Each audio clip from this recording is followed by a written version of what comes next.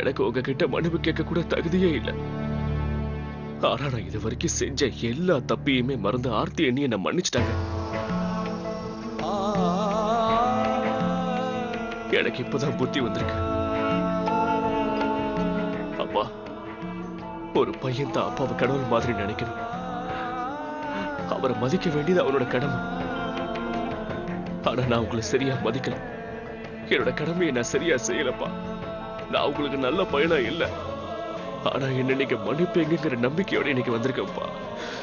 தயவு செஞ்சு என்ன மன்னிச்சிருக்கப்பா.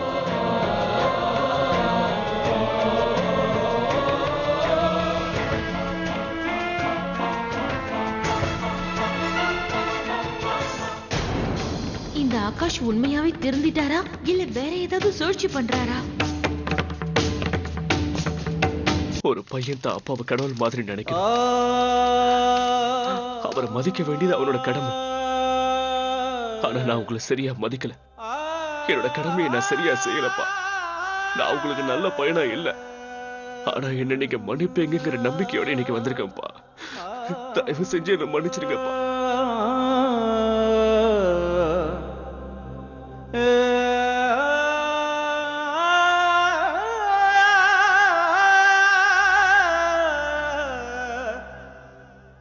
ஆகாஷ், நீ உன்னோட தப்ப உணர்ந்ததே பெரிய விஷயம்தான்ப்பா. நீ விடுற இந்த கண்ணீர் உண்மைதான்னா, நீ பண்ண தப்ப நினைச்சு வருத்தப்படுறேன்னா, இன்னைக்கு என்னை விட அதிர்ஷ்டசாலி இந்த உலகத்துல வேற யாருமே கிடையாது. இனிமே எனக்கு 3 பசங்க இல்ல, 4 பசங்க.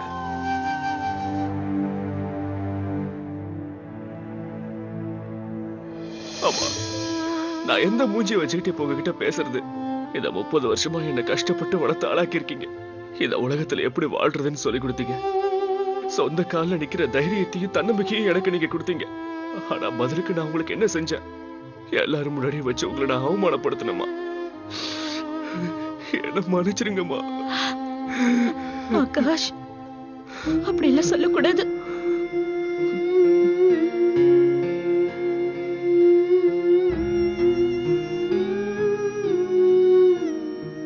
ராதாத்த, இதான் உங்க கல்யாண பரிசு. உங்களுக்கு கொடுக்கிற பெரிய கிஃப்ட்.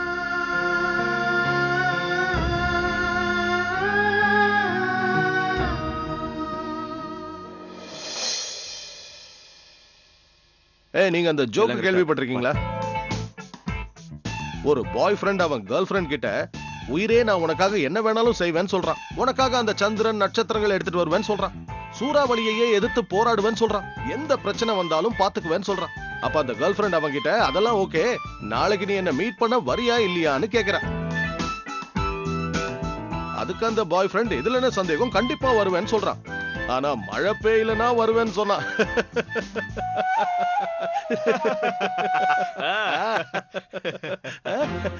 என்னாச்சு? என்னடா பிரதீப், என்னாச்சு? நீங்க 2 பேரும் சிரிக்கவே இல்ல. அண்ணா, இந்த ஜோக்க நீங்க என்கிட்ட 50 ரூபாய்க்கு மேல சொல்லிட்டீங்க. ஆனா நான் முதல் தடவை இப்பதானே இதை கேக்குறேன். ஆமா, அதுக்காக தானே நானும் சொன்னேன். ஆகாஷ்காக தான் இந்த ஜோக்க சொன்னேன். ஆமா, சரியா சொன்னீங்கண்ணா. இந்த 2 பேரை பத்தியெல்லாம் நீங்க கவலைப்படாதீங்க. உங்களுக்கு எப்போ ஜோக் சொல்லணும்னாலும் என்கிட்ட வந்து சொல்லுங்க. ஆனா ஒண்ணு, அது ஜோக்குன்னு முன்னாடியே சொல்லிட்டு அப்புறம் சொல்லுங்க. எது? என்னடா சொன்ன? இல்ல சொல்றா, பதிலுக்கு ஒரு ஜோக் பண்ணா கோபப்படாதீங்க. உட்காருங்க. சரிதான். சொல்ல மாட்டேன். எங்க அண்ணன் தம்பிங்க எல்லாரும் சேர்ந்து ஐஸ்கிரீம் சாப்பிட்டுக்கிட்டு இருக்கீங்களா? ஆனா உங்க எல்லாரோட வைஃபும் அவங்க ரூம்ல காத்துக்கிட்டு இருக்காங்க. கிளவுங்க, சிரிக்கிறத நிறுத்திட்டு அவங்க ரூமுக்கு போங்க. என்னங்க, எனக்கும் கொஞ்சம் வைங்க, நானும் சாப்பிடணும். சரி அனி, இப்பதான் நாங்க ஜாலியா பேச ஆரம்பிச்சோம், அதுக்குள்ள வந்துட்டீங்க. ஐம் சாரி, நாங்க இங்க இருந்து வர ஐடியாவே இல்ல. வேணும்னா ஐஸ்கிரீம் எல்லா ரூமுக்கும் அனுப்பிடுறோம், ஓகேவா? பிரதீப் சொல்றதுதான் சரி. என்ன பிரதீப், நான் சொன்னாலும் கேட்க மாட்டியா? சாரி அண்ணி, நான் தான் சொன்னேன்ல, நாங்க யாரும் இங்க எந்திரிக்கிற ஐடியாவே இல்ல. நான் மட்டும் கிடையாது, ராஜேஷ்னாவும் நீங்க சொன்னதை கேட்க மாட்டார் பாருங்களேன். இல்ல பிரதீப் தம்பி, நம்ம அண்ணி சொல்லிட்டாங்கன்னா நாம 3 பேர் அதை கேட்கணும். அவங்க நம்ம மேல அக்கறை இருக்கிறதுனாலதான் இதை வந்து சொல்றாங்க. எழுந்துருங்க, போலாம். ஆகாஷ் என்னடா ஆச்சு உனக்கு அதெல்லாம் எனக்கு தெரியாது. அண்ணி சொன்னதுதான் நம்ம எல்லாரும் போய் தான் ஆகணும். பாருங்க. சபாஷ், குழந்தைன்னா இப்படிதான் இருக்கணும். பார்த்து கத்துக்கணும். நீங்க ரொம்ப சரியா தான் சொல்றீங்க. நம்மளோட தம்பியே நம்ம பக்கம் இல்லைன்னா அப்புறம் நம்ம என்ன பண்ண முடியும்? சரி வாங்க போலாம். வாங்க, சீக்கிரம் கிளம்புங்க. இன்னும் 4-5 ஜோக் சொல்லலான்னு பார்த்தேன், தப்பிச்சிட்டாங்க. சரி வா. சரி நாளைக்கு பார்க்கலாம். போற வழியில உங்களுக்கு ஒரு புது ஜோக் சொல்றேனே. ஐயோ வேண்டாண்ணா. இங்க பாருங்க ஆகாஷ், உங்க ரூம் அங்க இல்ல, இங்க இருக்கு.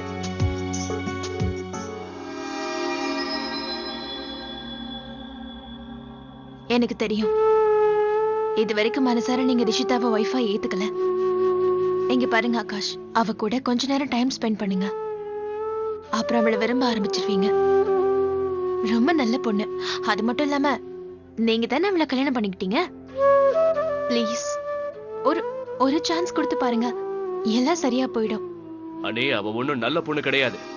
இந்த உலகத்திலேயே அவதான் நம்பர் 1 ஏமாத்துக்காரி. ஆகாஷ், தப்பா பேசக்கூடாது. அவ உங்களோட வைஃப்.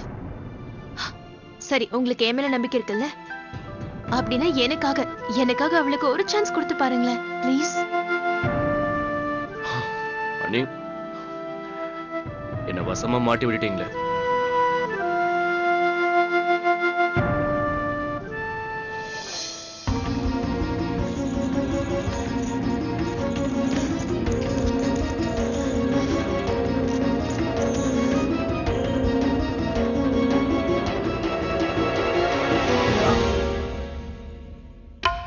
இப்ப இவன் ஏன் இங்க வந்தான்? வந்த உடனே என்ன திட்ட ஆரம்பிச்சிருவான்.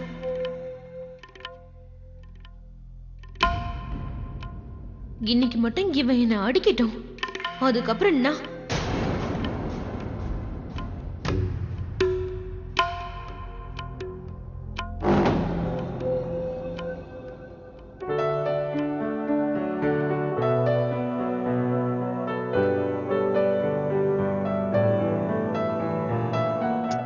ஏன் இப்படி கழட்டுற?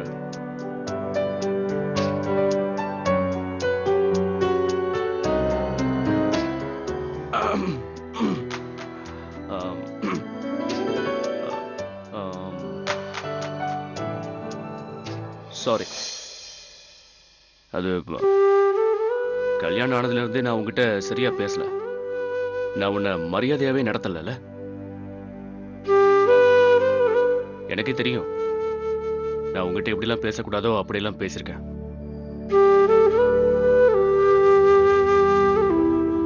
ஆமா, ஏதோ ஒரு சூழ்நிலையில நான் உன்னை வேண்டா வெறுப்பதான் கல்யாணம் பண்ணிக்கிட்டேன். ஆனா எது எப்படி இருந்தாலும் கணவன் மனைவிங்கிற உறவு ஜென்ம ஜென்மத்துக்கு நீடிச்சிருக்கும். அப்போ அப்புறம் அப்புறம் ஏன் நாமளும் அதை புரிஞ்சுக்கிட்டு வாழக்கூடாது? நடந்ததெல்லாம் மறந்துட்டு இத சரி பண்ணி வாழ முயற்சி பண்ணலாமே. யாருக்கு தெரியும், ஒருவேளை நம்மள நேசிக்கலாம்ல.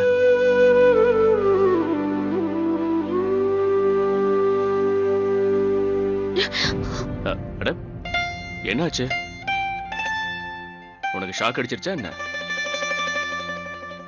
இதே கையால உன்னை நான் எத்தனை தடவை அடிச்சிருப்பேன். ஆனா இப்ப சும்மா உன் மேல நான் கை வச்சாலே நீ பயப்பட ஆரம்பிச்சிட்டேன். உனக்கு ஆச்சரியமா தான் இருக்கும். ஒழுங்கா பேச தெரியாத இவன் இப்படி மாறிட்டான்னு தானே நினைக்கிற? விஷயம் என்னன்னு பாத்தீங்கன்னா, என்னோட ஆர்த்தியன் இருக்காங்களே, அவங்கதான் இந்த மிருகத்தை இன்னைக்கு மனுஷனா மாத்திருக்காங்க.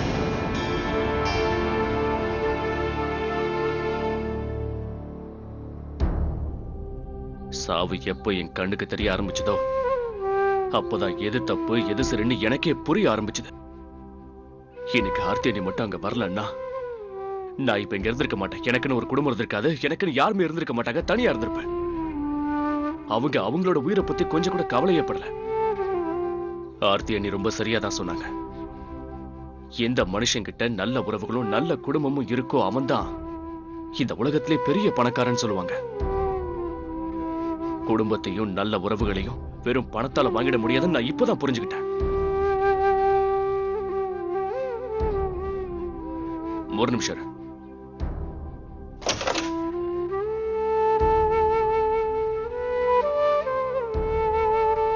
இவ்வளவு பெரிய போட்டோ ஃப்ரேம் போட்டோ இல்லாம காலியா இருக்கிறது தப்புன்னு புரியுது. எல்லாரும் ஒண்ணா இருக்காங்க, அவங்க குடும்பத்தோட இருக்காங்க, சந்தோஷமா இருக்காங்க. அதான் உண்மையான அன்பு. ஆ,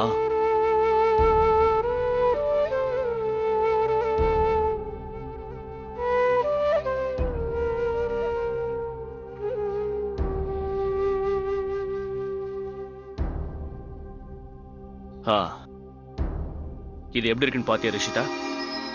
நல்லா இருக்குல்ல? என்னோட அன்பான குடும்பம் இனிமே எப்பவும் என் கண் முன்னாடி எங்க இருக்கும்.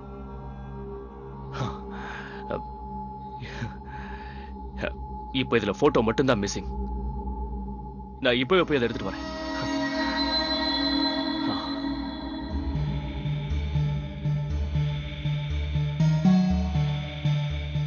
நான் உன்னை பாராட்ட விரும்பல ஆர்த்தி. ஆனா ஒண்ணு மட்டும் நான் ஒத்துக்கிட்டே ஆகணும். உன்கிட்ட ஏதோ ஒரு விஷயம் இருக்கு. அதனாலதான் முரட்டுத்தனமா இருந்த ஆகாஷ கூட நீ மாத்திட்ட. ஆனா ஆகாஷ என் கூட சேர்த்து வைக்கணும்னு மட்டும் முயற்சி பண்ணாத.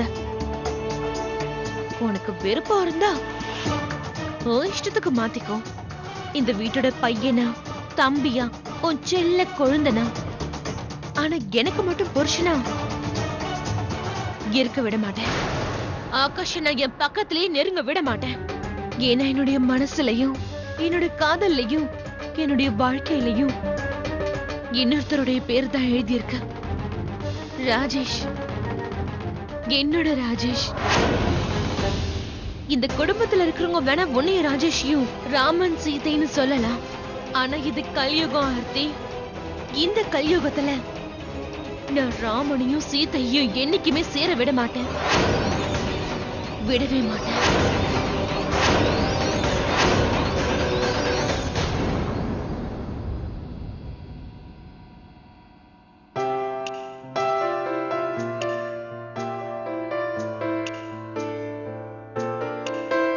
என்னங்க, நான் மனசுல நினைச்சிட்டு இருக்கிறது உங்களுக்கு தெரியுமா?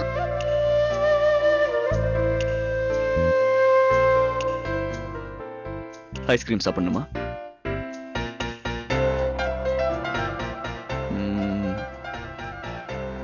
காரமா ஏதாவது வேணுமா?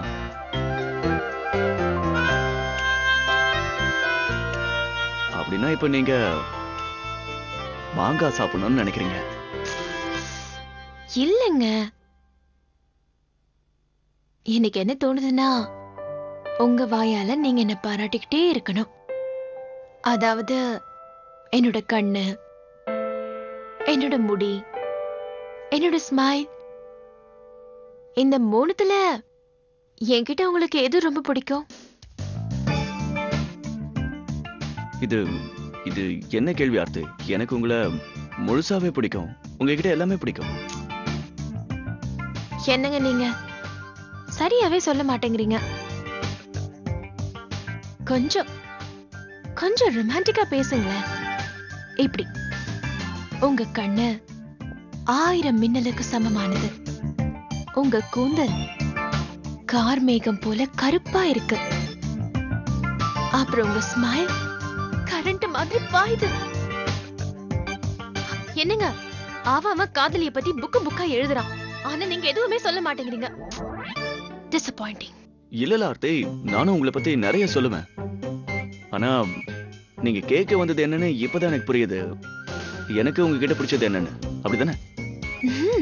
அப்ப சொல்றேன் கேளுங்க. ஆர்த்தி, நான் ஒன்னும் பெரிய கவிஞன் கிடையாது. ஆனா 1-2 தடவை உங்களை பத்தி கவிதை சொல்லியிருக்கேன், அதுவும் திருடி. ஆனா என்னை பொறுத்த வரைக்கும் காதலுங்கிறது தேகத்துல மட்டும் இல்ல, மனசுல இருந்து வரணும். அதுவும் உண்மையா வரணும். அது நம்மளோட மனசுல இருந்து வரும்போதுதான் உண்மையான அன்பை வெளிக்காட்டும் ஆர்த்தி. அதனால இப்ப நான் உங்ககிட்ட என்ன சொல்ல வரேன்னா, வாழ்க்கை பூராவும் நான் உங்களை பார்த்துக்கிட்டே இருக்கணும். அதாவது நீங்க ஏன் கூடவும் நான் உங்க கூடவும் கடைசி மூச்சு வரைக்கும் நாம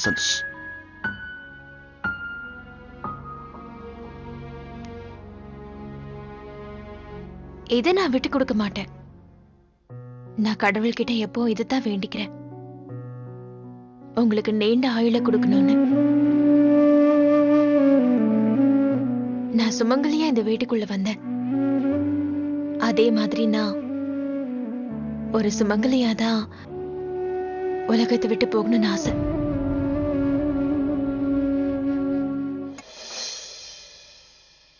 இந்த மாதிரிலாம் பேசாதீங்க ஆர்த்தி.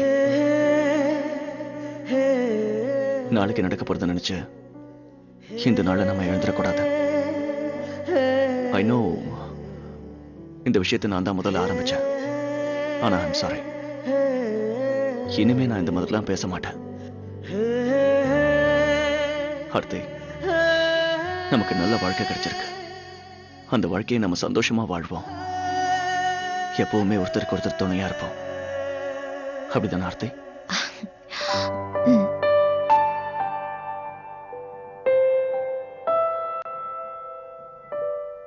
ஒரு நிமிஷம் இருங்க ஆர்த்தி, நான் இப்ப வந்துடுறேன்.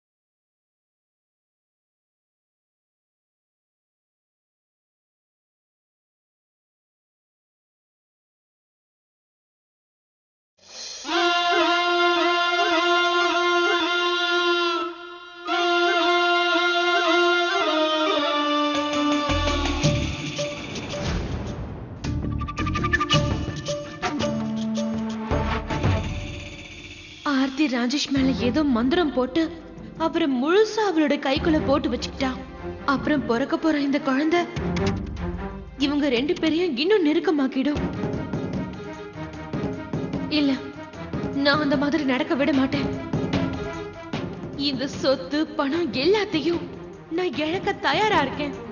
ஆனா என்னோட ராஜேஷ நான் எப்பவும் இழக்க தயாரா இல்ல.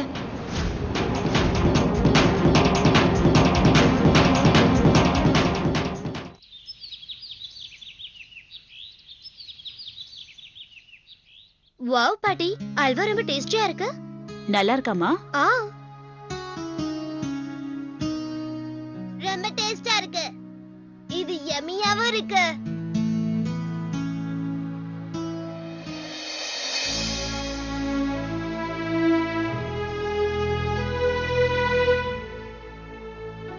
உங்க 2 பேருக்கும் என்ன ஆச்சு? அப்பா, இங்க என்னெல்லாம் நடக்குதோ அது சுத்தமா சரியில்லை. எங்களுக்கு மட்டும் இந்த வீட்டுல பெரிய அநியாயம் நடக்குது. அட, என்னதான் நடந்துச்சு? இங்க பாருங்கம்மா, நாங்களும் உங்களுக்கு குழந்தைங்க தானே. அதனால நீங்க அவங்களுக்கு ஊட்டுற மாதிரியே எனக்கும் ஊட்டி விடுங்க. எனக்கும் ஊட்டி விடணும், இல்லைன்னா நான் அழுதுருவேன் சொல்லிட்டேன்.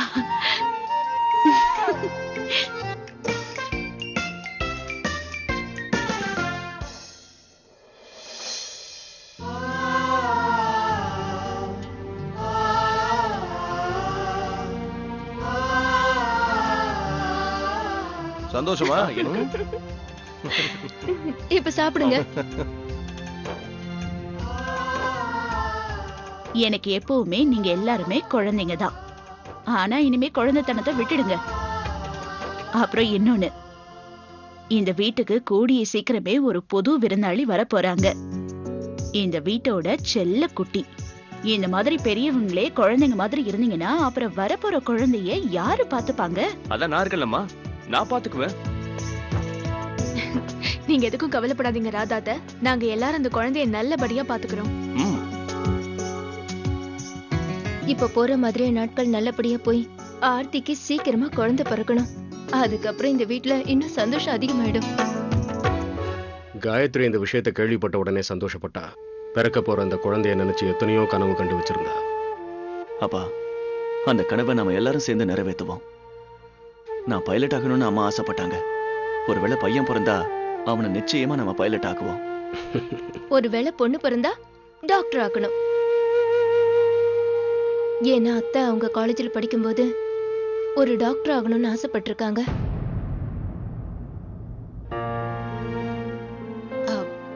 மாமா, நீங்க என்ன ஆசைப்படுறீங்க? பேரனா பேத்தியா? அவங்க வளர்ந்ததுக்கு அப்புறம் என்னவாகணும்? இந்த முடிவை நீயும் ராஜேஷும் சேர்ந்துதாம்மா எடுக்கணும். நான் என்ன ஆசைப்படுறேன்னா, பிறக்க போற அந்த குழந்தை பெருசானா ஒரு நல்ல மனுஷன் ஆகணும். அது மட்டும் இல்ல, நம்மளோட இந்த குடும்பத்தை இப்படியே சந்தோஷமா வச்சுக்கணும்.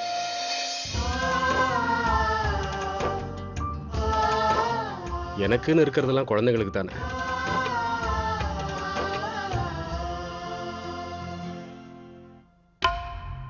ஏ ரிஷ்தா, இப்பவே என் ரூமுக்கு போய் என் லாக்கர் சாவி எடுத்துட்டு வந்து ஆர்த்தி அண்ணிக்கிட்ட கொடுத்துரு.